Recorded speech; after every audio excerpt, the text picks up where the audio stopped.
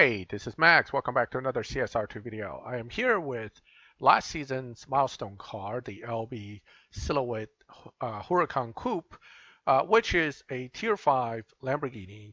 And I wanted to go ahead and go through the Stage 6 effects of this car and a little bit of discussion regarding its use. So this is a Lamborghini, and being that it is a Lamborghini and it shares stage sixes with the regular Huracan, it makes it a much more likely car to be put on the list of cars to max out, simply because you can buy and strip regular Huracan coupes from the dealership to max out this car. Having been doing that for quite a long time, I found myself ready and able to max it out pretty quickly. So I did exactly that. Fully maxed, this car is a little bit faster than the current Huracan, which does about somewhere around 7.9, 8.0. If you're talking about the ones that it shares parts with, then this one is the fastest. Certain other ones that uses different parts, but it's also falling under the Huracan list, maybe as fast or maybe a little faster, but this is definitely one of the better Huracans in the game, period. Now, fast is a relative thing. This car can do 7.9 on an 8.169 dyno, which is a good thing, and we'll talk about that later. But essentially, it's a 7.9 car. Whether you can get high 7.9 or you can get low 7.9, that is partly dependent upon your device, your tune, and how well you can shift. But overall, it is a easy car to drive without a lot of difficulties as far as getting things done. Now, that was actually a bad start. You need to start on perfect to get the best runs out of it. So this one's going to be probably an 8.0 something run rather than a 7.9 run. If you landed just on perfect, oh, actually that was worse. All right, so you know what? I'm going to redo this. I don't usually like to redo runs because it wastes your time watching while I struggle. But in this case, with this car, let's go ahead and do one more run. And this way, at least show that it is capable of the 7.9 we're talking about. So it basically goes into second gear almost immediately, and then it's all close to the red line shifts to get the best possible time. So that's not the best time possible, but that is a 7.9. Again, if I had a really perfect launch and I shifted right on time very well, you should be able to get somewhere into the 7.9, lower 7.9s, whatever it may be. But again, device dependent, shift dependent. The tune really isn't that difficult. It's around here. You can do 6.2, 6.3, 6.4. You know, the higher numbers can potentially give you a 1840 tune, whereas the lower numbers tend to give you around an 1839 tune. But in the end, it'll get the car to basically around the same final time, having a slightly higher final drive in the sense that it can hit a little bit higher top speed, may or may not help it. But that is fully maxed, full stage 6. And the downside to this particular situation is fully maxed, this car actually isn't that useful in live because it gets lobbied with 7.7 cars rather than cars that are on the slower side, which is 8.2 or slower cars. So by being in the 8.2 lobby, you actually put it in a non-competitive position. We'll talk about live racing near the end of the video. Let's start getting into stage 6 effects. So before we do full stage 6 effects, we need to talk about stage 5 only. Now, stage 5 only, this car still does pretty well. However, it is not one of the few on the list that will hit 8.9s or better on stage 5 only. That is because it is essentially only a 7.9 car at the fully max stage.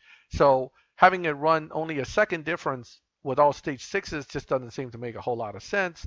So the car is a little bit slower. However, it's not a slow car like some tier 5 cars that only run 10s with stage 5 only. This car still runs a good time.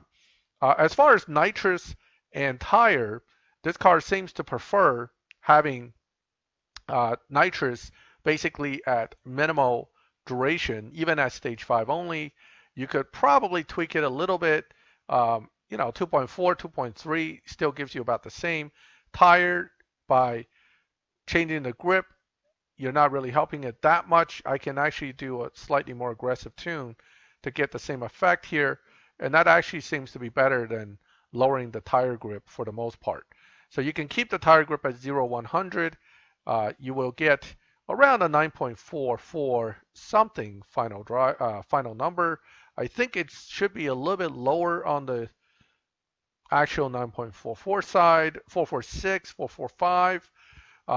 But that's a good baseline to start off with. We'll just go with 9.446 as the baseline for stage 5 only. Again, the car beats dyno, so it's worth taking a look at another run. This car simply by driving it normally beats dyno by about a tenth and a half to 2/10. That means it is a natural dyno beater, which is always a good thing.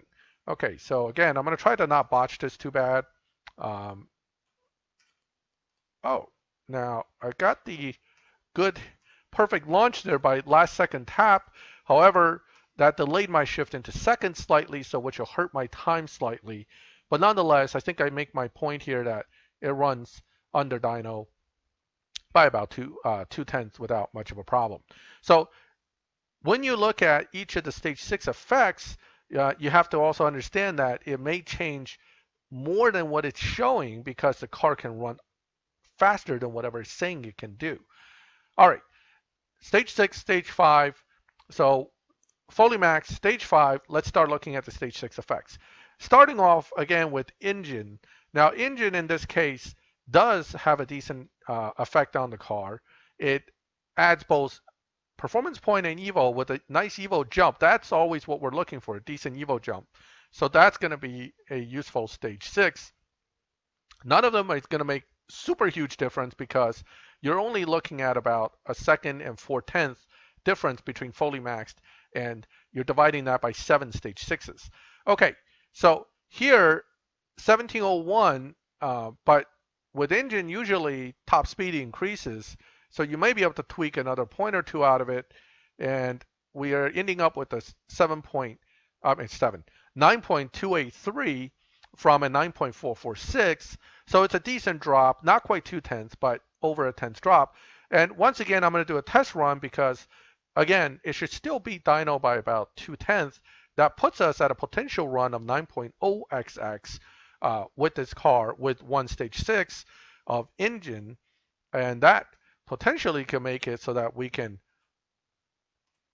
actually beat hardness with just 1 or 2 stage 6s on the car.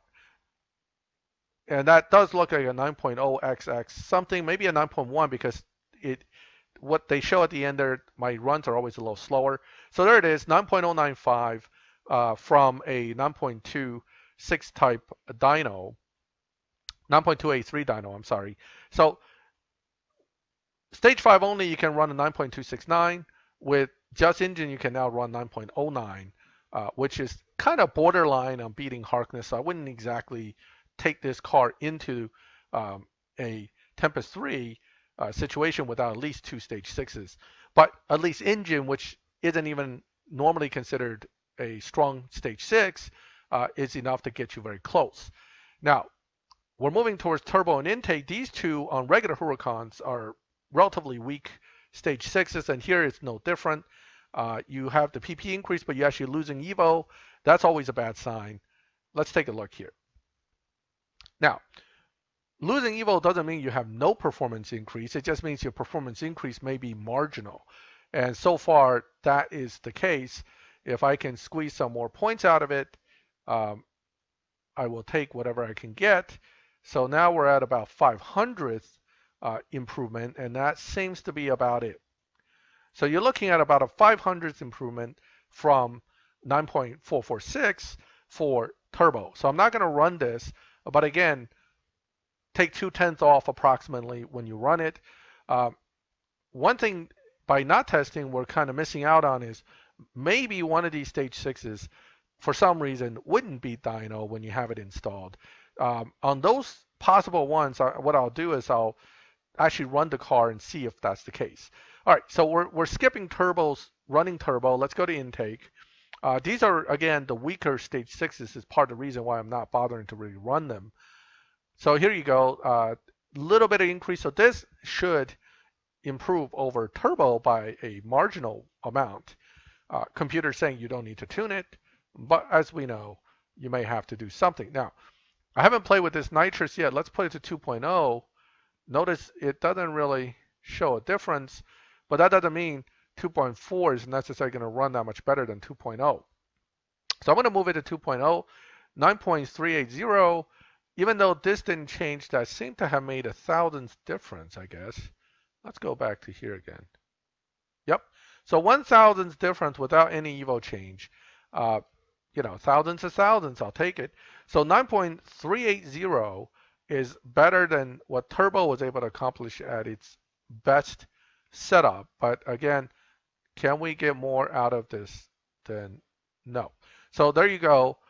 Once again, 9.380 is the intake result, which again is only about 600th faster than stage 5 only. So again, a very weak and marginal stage 6.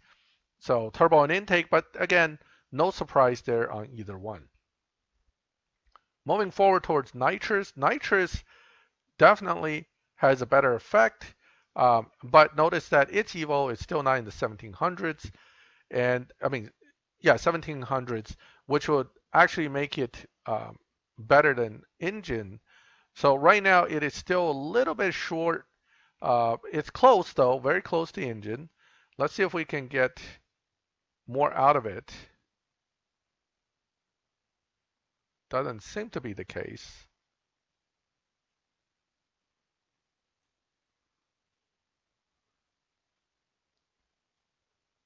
I'm not seeing 1700 here. And I don't want to keep making the car slower when I can keep it at a faster top end without messing with it too much. Okay, so 286, if I make it a little bit more aggressive right there, 9.286. All right, so again, should beat dyno by about 0.2. That puts us right around 9.0, just like engine. So this is very close to engine. I'll review it later, make sure that which one comes out ahead by a hair or whether they're really, really on top of each other. So nitrous, again, engine nitrous, about the same amount of drop, which isn't that great, but is a drop nonetheless. Now, on the regular Huracan, body is a huge stage 6. Here, again, that plays out to be true. Body is a big stage 6 for this car. However, given that you are not talking about a jump from the 10th to the low 8s versus from 9.4 to a 7.9, even though arguably it's a big drop, it is still not much greater than 5/10 drop. All right, let's see. But a 5/10 drop is substantial in this case, since you're talking about a grand total of 1.4 seconds between fully maxed and stage 5. All right, so 8.969. This one I'm going to run just to make sure that it still does the 2/10 under and get us to possibly an 8.7 run, which would be great. That's very decent at that point, and that means with body, you should be able to get through most, if not all, of the Tempest challenges. All right, here we go. All right, relatively good shifts overall. Yep, I see 8.7 there on the end. It might be an 8.8 when the final numbers come out, but I suspect it's still 8.7 something. High 8.7. It's a drop. It's not quite as I mean, it's about where we're at, about 2/10, a little bit less than 2/10, but it's close. So 8.7, and if you drive better and you launch better, you might be able to get it even a little bit faster than that. Now, one thing to take note is that the 0 to 100 here is a 2.240, and Tempest 3 Tier 5, the fastest 0 to 100 you possibly need to hit is a 2.313 at 707 PP points, which obviously this has already accomplished without much of a problem. Top speed is no issue because that you only need to hit about a 260, and all the other mile per hours and times are already there. So this car, obviously, good choice for Tempest 3 Tier 5. All right, so that was the big boy body, which is number 1 right now, and let's move on to the next one. After body, we're looking at tire. The thing about tire with cars like this is it looks like it's almost spinning tire in the beginning, right? You don't have enough grip, so you're shifting and then using nitrous in third, you're getting out of first right away. Adding tire does add performance, but it may not add as much as we would hope for. But it doesn't mean that tire is going to hurt it at least, so that's a good thing. Now, tire from a drop standpoint, without even fine tuning, definitely comes ahead of what looks like it comes ahead of both engine and nitrous, putting it right now at essentially second place. So that's a good thing. So tire is definitely one that you want. 9.248 on the dyno. Notice I was able to lower this a little bit. The alternative, of course, is to increase this, which will accomplish the same thing. And that actually pushes it even further. And now we're looking at 9.222. So that's very good. That should get into the, oh, wow, there's more here.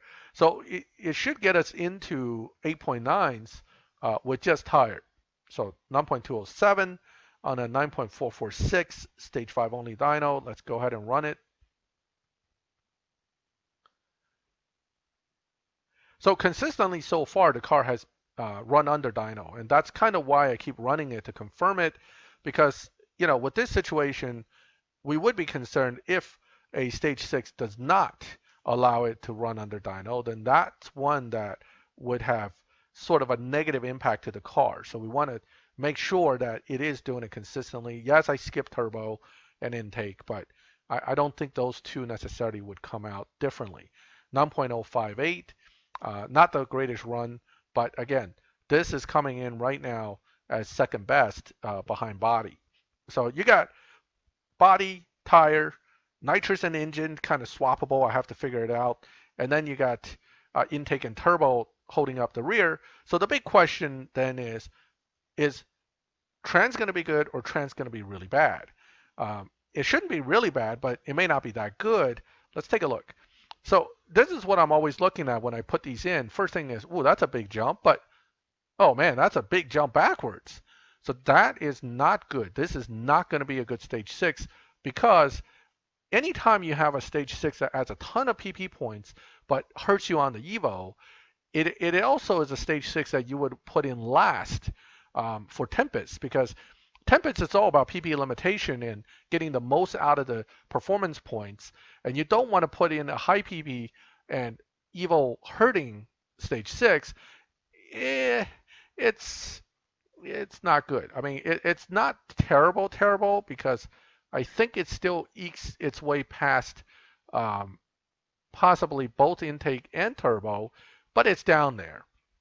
Okay, this is pretty bad. 9.446 to a 9.348 is less than a tenth. So it's right there with turbo, but I think it's still better than turbo in intake.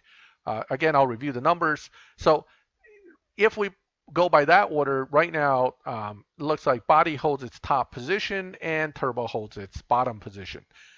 Oh, I didn't test run the trans. Now, with this Evo drop situation, trans is definitely worth a test run, because, again, I want to make sure trans doesn't hurt us when it comes to the ability to still beat dyno. But because of the way trans is, it would not be a stage 6 I would necessarily use in live tune or setup if I'm not running fully maxed, because I don't want it to hurt me by adding all that performance points, which will bump you up in the lobby matchmaking in difficulty, and you don't want that. On the other hand, from the numbers I just saw, I think it did, in fact, still beat dyno by the margin that we expect. So that's there. The downside is, of course, the loss of Evo with the increase of performance points is not a good thing when it comes to live. So that gives us our kind of final tally here on the good, the bad, and the ugly, which is the good stage 6s is body and, of course, tire, and nitrous and engine. And the bad, of course, the bottom three would be trans, intake, and turbo. Maybe not in that order, but pretty close to that order. So let's do combinations. So now with combinations, what I like to always do is 3 of the best, followed by 4 of the worst, right? In this case, the best is kind of held up a little bit by the closeness of engine and nitrous, which are almost interchangeable. So we're going to do 3 with without trans, obviously. We'll do 3 with body, tire, and engine first. Then we'll do the 4 weak ones, and then we'll throw in nitrous just to see what nitrous does on 3 with nitrous. Okay. So right now it's body, tire, and engine, meaning I'm running only a 2.0 duration nitrous, but then again, I have a feeling the nitrous isn't going to make us lose out too much. 8.605 theoretically from the start. Let's see if I can eke out more points here. I have a feeling it's not going to go much higher than what I just saw there, which is 1902. 8.554 should still beat dyno by the same amount, which is that about 2/10. This consistency is important. Why I keep reiterating it is because when I take this car into live, I'll be looking to that 2/10 to make sure that this is a possible winner when it comes to live lobbies. All right, so here we go.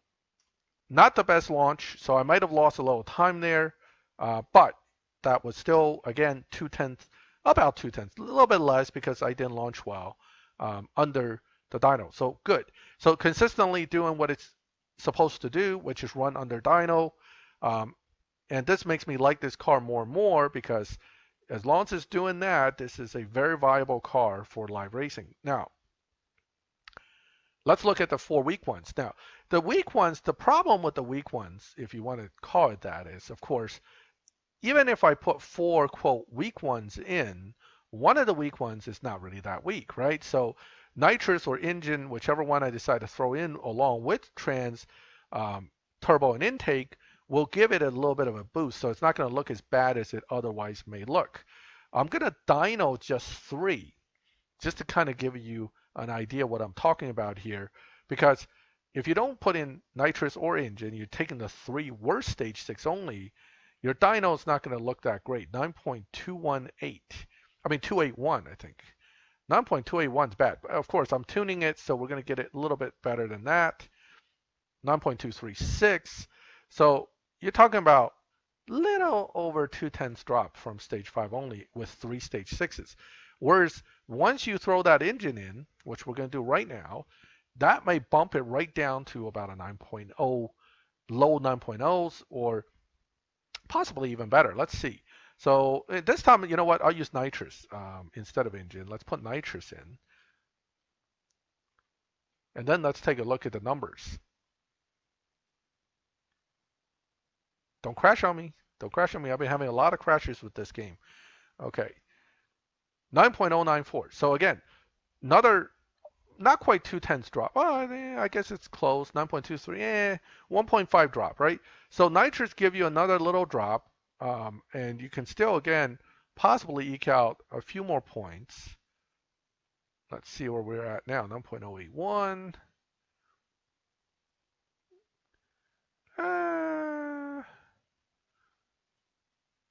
All right. So 9.081. Or 084 now. Hold on. I should be able to get one more point out of this, or a few more points out of this.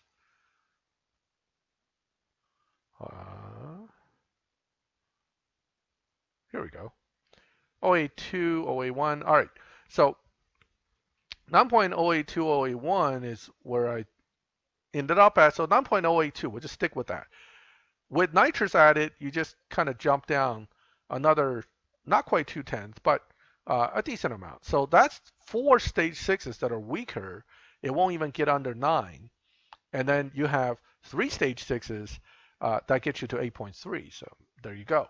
All right, now, so that was combinations. Let's now talk a little bit about this car with live racing, because I've been kind of harping on the fact that it runs under dyno. Now, for the purpose of running under dyno and tuning, right, it's not a bad thing for us to see the car actually being able to be right near 9.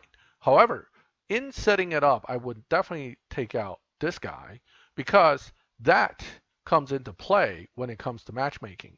If you have very high performance points and your evo points are decent, but the performance points are high, you're going to get categorized a little bit less favorably against other similarly built cars, and therefore it's always better to have a fast car utilizing minimal um, performance points and utilizing mostly high evo to accomplish the goal. So adding certain stage sixes may add 1 or 2 points, but adds a ton of performance. That's the kind of stage sixes you want. However, I'm not throwing in body yet because I just want to see if I can also lobby the car to a favorable lobby. What's a favorable lobby? Meaning you don't want to have the car on the borderline slow end of a lobby. You want it to be somewhere in a lobby where it is going to be somewhat stable. I like the solid number lobbies, 8.0 being kind of a special one because it actually runs from about 8.2 to 7.7, so we leave that out. But 9.0, 10.0, 11.0, 12.0, 13.0, those are the lobbies I tend to fall into with my tunes and setups simply because they're easy to monitor. If you start seeing cars running under nines, obviously you have moved up, right? If you see cars running well over nines, you're in an advantageous position. So that is why the 9-second kind of lobby I am more than happy to be in. That being said, you still want to tweak it a little bit so you're not too close to that flat number. I'm actually intentionally slowing it down just a hair to kind of make sure that I don't get kicked into the 8.8 lobby by accident because this car does run 2/10 about under, so you need to be careful there. The goal here is to try to run opponents and end up in a lobby where opponents run somewhere between 8.9, mid 8.9s to 9.3 range. Those are the best opponents for you to stay competitive without having to worry about being bumped too easily into a faster lobby. However, understand that once you get into a lobby, if you start driving the car as hard as you can outright and start doing 210, 210s, 210s under, you will get bumped very quickly. I've already test run this car a little bit pretty aggressively, so let me see what happens here. Hopefully I am in a competitive lobby, but it's hard to tell without testing. So you basically try to get that perfect launch. You drive it the same way as always. And this one looks like I'm in a 8 point something lobby where the opponent's cars are a little faster than me. Let's take a look here. So I ran around my dyno, but I'm facing an 8.7 opponent. That could be a fluke. It could not be a fluke. This is saying about these cars with their point matching. What I can do is if I can get this under that number of 700, I suspect I will be right around the 9.2 lobby running opponents that are going to be less competitive. So I'm going to go ahead and take tire out. Okay, so I'm essentially running stage 5 setup. What about other variants where I can do something to make this even better? I'll show you what I would do is actually put tire even down further to get that lower, and then throw in a stage 6 that is not a big bump in points, but a decent bump in performance. That is a variation you can use to kind of get the same approximate performance with different stage 6s, and sometimes that is the key to not get bumped. Now I'm at 9.377, but I can now bump the car up a little bit to 9.349. That's a different lobby, usually slower, and this is kind of the middle of that lobby, 9.5 to 9.3s, 9.25s. Let's see if we're still facing opponents that are definitely faster than us, or at this point it is somewhat more competitive.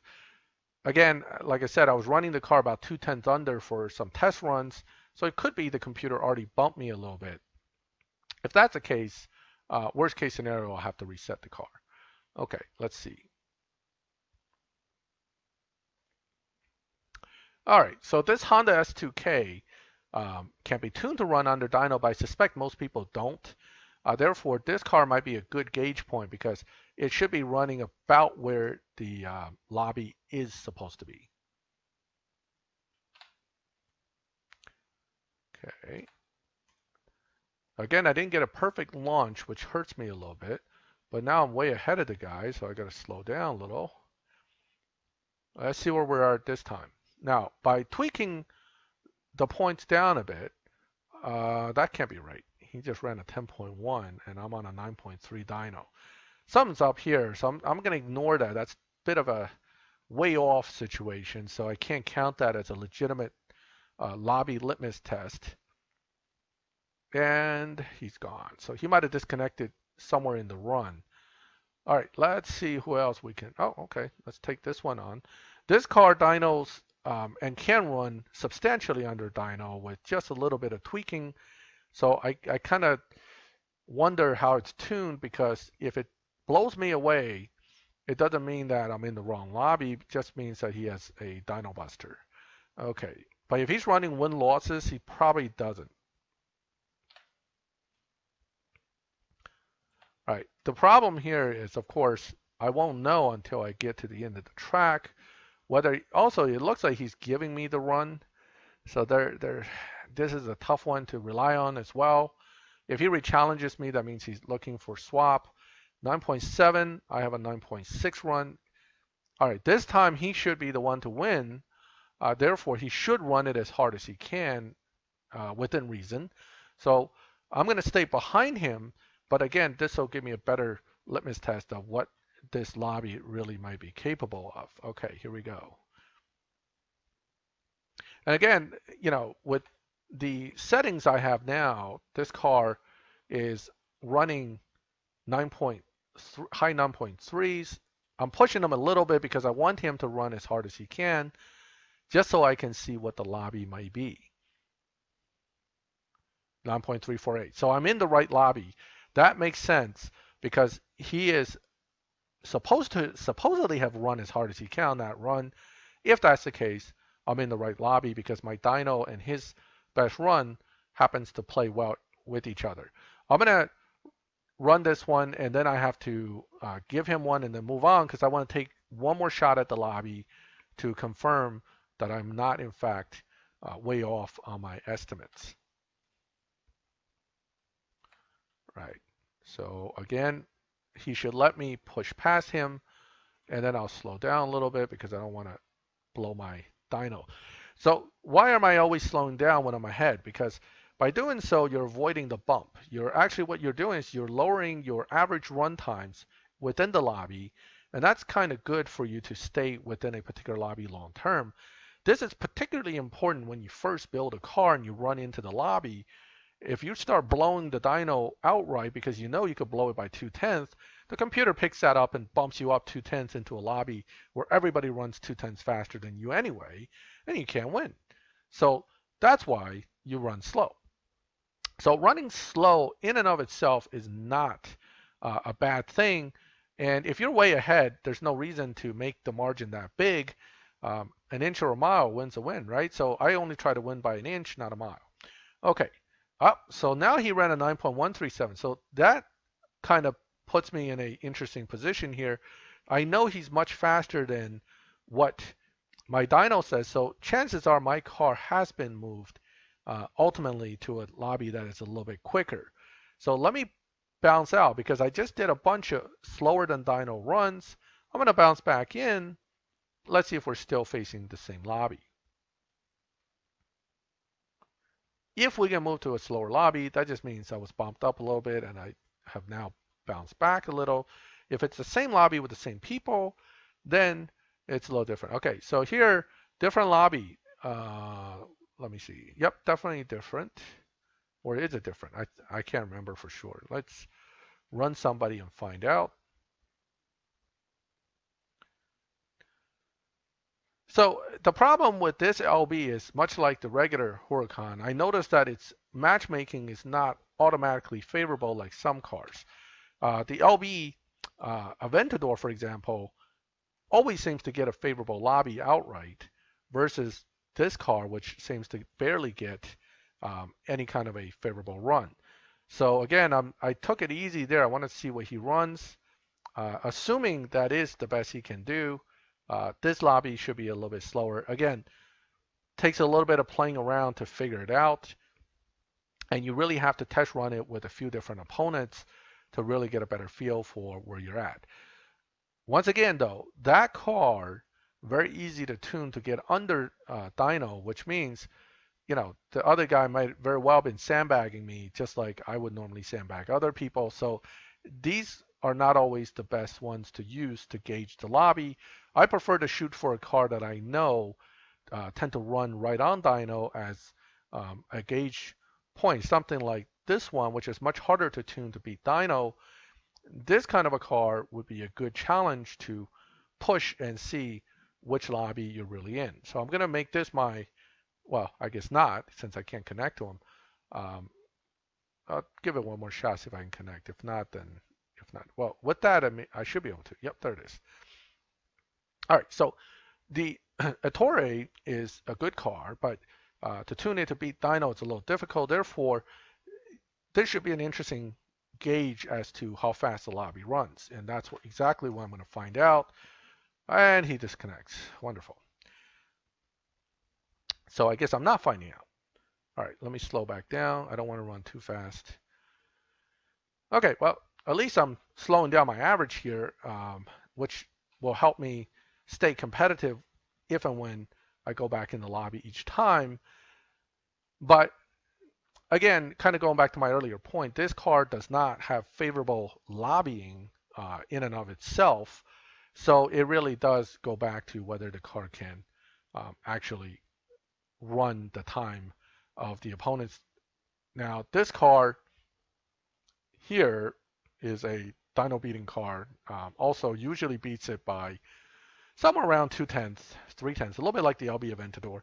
So I wouldn't be surprised if he's in the 9.3 lobby doing 9.1s, but let's see what he's doing. And this will be my final run because this video is getting a little bit too long here, and I don't want to make you watch me live race 50 races just to make 1 point. Okay, and I shifted into 7 slow because I didn't want to push it too hard, but that's definitely under 9.3 run, 9.327. Okay, so I should be in the right lobby at this point. At least that's my theory.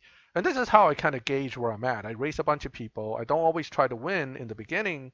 I just actually rather see where they're at to gauge where I'm at.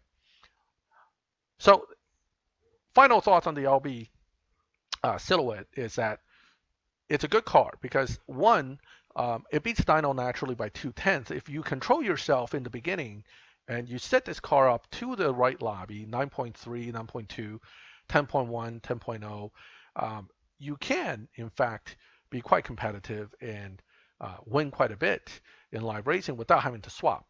Because it also does have decent evo and it can be maxed relatively easily, you could put this car in a fully maxed situation and use it as a swap car as well. So it's good both ways. It's also good for Tempest 3 because, and possibly Tempest 4, right? Because it's quick enough, but a 7.9 car hopefully will be enough to deal with Tempest 4 as well. So overall, any car I can max without relying purely on pulling crates or an event, I'm happy with. And this is one of those cars you can max by buying and stripping Huracans because it shares its stage 6 with the regular Huracan, which is extremely important here. That's kind of what why I wanted to build this car, because I know it shares parts. And as you can see, I have plenty of stage 6s for Huracans, right? Because I've stripped a lot of them. So that's why this was a definite build for me when I got it as a milestone car, whereas most of the time I just leave milestone cars stock until they're absolutely needed for some event. So here you go. This is the rather long-winded stage 6 and discussion of the LB Silhouette Huracan, which I would mark as a recommended car from me, Max, to you as a car to build for the future. Again, for all the reasons I've already discussed, it's a well-rounded car. It is capable enough in live to be good, although you have to be careful to control it because it does like the other Huracans, seem to bump a little easy and doesn't have an outright advantage when lobbying. All right, if you have any questions about what I've discussed in this video, feel free to ask me in the comments. I always enjoy interaction with my subscribers, so I try to react pretty quickly to comments and try to answer all the questions. If you like the videos, please leave a like. If you like my channel, subscribe so you can get notifications when I put up new videos. And as always, thank you for watching my videos. I'll catch you next time.